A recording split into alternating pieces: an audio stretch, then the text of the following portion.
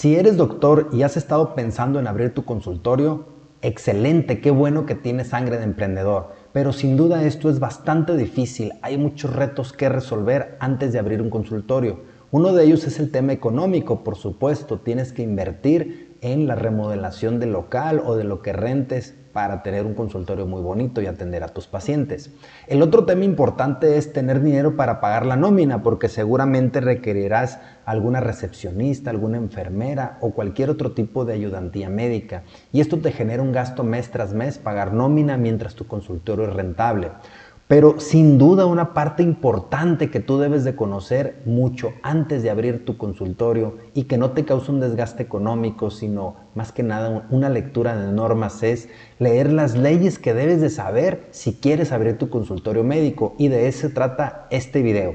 Vamos a ver cómo ahorrarte dinero y no cometer ciertos errores que cometen muchos médicos al momento de abrir sus consultorios. Lo primero que debes de saber o lo primero que debes de preocuparte es leer la Ley General de Salud. La Ley General de Salud es la máxima autoridad, digamos, que dentro de las leyes de la salud. Entonces, todo lo que diga ahí, si tiene contradicciones con alguna otra ley, la realidad es que esta ley de salud está por encima de todas las demás. Entonces, todo médico que quiera o no quiera abrir un consultorio, debería de leer al menos una vez en su vida, de principio a fin, la Ley General de Salud. Esto es sumamente importante. Y por supuesto, si te vas a dedicar a la medicina privada, con mayor razón. También existe algo que se llama el Reglamento de la Ley General de Salud en materia de prestación de servicios de atención médica. Así como lo oyes de largo, así ponlo en algún buscador y te va a aparecer en el internet. Todos estos son documentos públicos que los puedes leer. Este reglamento de la Ley General de Salud trata de básicamente qué debe de componer un consultorio médico en términos muy pero muy generales y cómo deberías de estar prestando los servicios de atención médica. Como segundo, debes de saber que existen muchísimas normas que aplican en tu consultorio. Aquí nada más voy a decir algunas y algunas inclusive se van a repetir, ahorita vas a ver por qué. Pero nada más te voy a decir las más importantes y por supuesto habrá algunos pequeños párrafos de otras normas que son menos importantes que también pudieran aplicar. Pero bueno, lo más importante está sintetizado aquí. Primero, la norma 004 es una norma que sustituyó a la 168 en base al manejo de cómo debe de ser conformado el expediente clínico, porque el expediente clínico obviamente es el hecho de hacerlo, pero es de almacenarlo, quién debe de tener acceso, si debe estar bajo llave.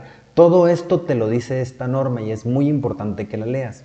Créeme que cuando tienes una auditoría de la autoridad, no te van a revisar tanto tu práctica médica, te van a revisar tus expedientes. Y las personas que van de la autoridad generalmente no son médicos, tienen alguna otra profesión y no entienden de medicina. Sí, así como lo escuchas, la persona que revisa tu consultorio no entiende mucho de medicina porque no es médico, entiende más de cuestiones administrativas. Entonces esa persona se sabe más o menos bien estas normas y entonces va a leer qué debe de tener tu expediente y te lo va a solicitar de tal o cual manera. La otra norma importante es la 005, que esta no te evalúa a ti directamente, sino evalúa la infraestructura y el equipamiento que tienes en tu establecimiento y verdaderamente si cumples con el tema de la norma 005. Esto por supuesto aplica para todos los consultorios porque somos atención médica de pacientes ambulatorios. Otra norma importante es la 017, que esta regula la vigilancia epidemiológica. Aquí puedes darte cuenta si según tu especialidad requieres presentar el famoso CIS o el CISPA. Cada gobierno le va cambiando de nombre, pero eso no importa. Aquí te dicen los documentos que tú deberías de estar presentando o si estás exento de presentarlos. Por ejemplo, en la medicina estética atendemos pacientes sanos, no vemos pacientes con enfermedades, por lo tanto no tendría una vigilancia epidemiológica porque no hay pacientes enfermos. Y eso es muy importante que tú lo sepas en base a estas normas, ¿no? De que si no estás presentando el documento, tengas el argumento legal bajo la norma de por qué no lo estás haciendo. La otra norma importante es la norma 087 sobre la salud del ambiente. Básicamente se trata de cómo dispones tus residuos peligrosos si viene alguna compañía o si tú los llevas a un tercero o cómo dispones de ellos. Ahí en esa norma te da todas las opciones posibles. La otra norma, que es una norma, digamos que antigua, es una norma que ya está en desuso, la norma 168, que era la anterior a la 004 para el manejo del expediente clínico. También le tienes que dar una repasadita porque en esta norma vienen cosas que algunas autoridades que no están actualizadas, eso es la realidad. En ciertos pueblos me ha tocado que hacen revisiones las autoridades y esos inspectores no están actualizados con la norma 004 y te aplican la 168. Entonces la realidad es que ves las normas y son muy parecidas, los cambios son mínimos, pero sí tienes que ver ahí cuáles te están aplicando a ti. La otra norma es la 197, que esto es básicamente el equipamiento de los hospitales y también aplica a los consultorios de medicina especializada, no le aplica a los médicos generales. A los médicos generales, como ya les comentaba yo, lo que le aplica es la 005, esto es lo que le aplica a los de atención médica de pacientes ambulatorios de médicos generales. Si tú eres especialista ya te aplica la 197, por lo tanto aquí vamos a suponer que eres ginecólogo, entonces ya deberías de tener una mesa de exploración específicamente de ginecología, con pierneras, con ciertas lámparas, etcétera, y esta norma te lo dice. Si eres pediatra, entonces no puedes tener una camilla normal o una báscula normal. Entonces ya en base a tu especialidad te van a pedir una báscula pediátrica, una camilla de exploración pediátrica, etcétera, etcétera. O sea, esta norma así de específica es en cada una de las especialidades o bien si eres un hospital.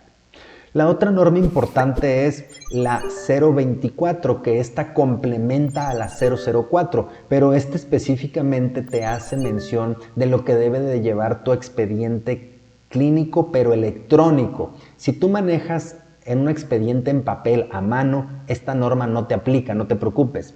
Pero si manejas expediente electrónico o compraste algún software que se dicen avalados por la COFEPRIS, tú debes de saber que ese software debe de cumplir con la norma 024 y aquí te dice de cuántos caracteres debe de ser la clave de acceso, de cuántos caracteres debe de ser el nombre de usuario, si puedes cargarle fotografías o no, si puedes mencionar ahí el consentimiento informado o no, etcétera, etcétera. O sea, realmente están muy completas estas normas.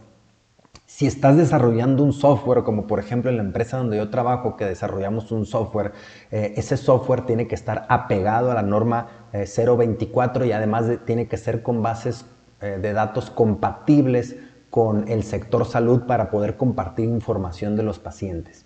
La norma 233. Esta norma te establece los requisitos arquitectónicos para facilitar el acceso a personas con discapacidad, o sea, te habla de las rampas de acceso, del estacionamiento de color azul que debe estar cerca de la puerta de tu consultorio, de los barandales, etcétera, etcétera. Entonces, tenemos que saber este tipo de normas para evitar sanciones. Y tercero, debes de buscar leyes que apliquen dentro de tu estado o inclusive leyes municipales que en algunas ciudades existen. Por ejemplo, aquí en Baja California, que es donde yo estoy, existe la Ley de Salud Pública para el estado de Baja California, en el cual, por ejemplo, es una muy buena ley que a mí como médico en medicina estética me beneficia porque aquí ya habla de centros de salud de belleza, específicamente de belleza, y habla de cambiar contornos corporales de manera superficial, cosa que en otras leyes de salud no lo especifica y entonces se van a la Ley General de Salud donde únicamente menciona que los cirujanos pudieran hacer esto. Entonces busca las leyes de salud de tu estado en donde tú ejerces la medicina. Ahorita hay 4 estados que ya reconocen la medicina estética y también busca las leyes municipales que pudieran beneficiarte.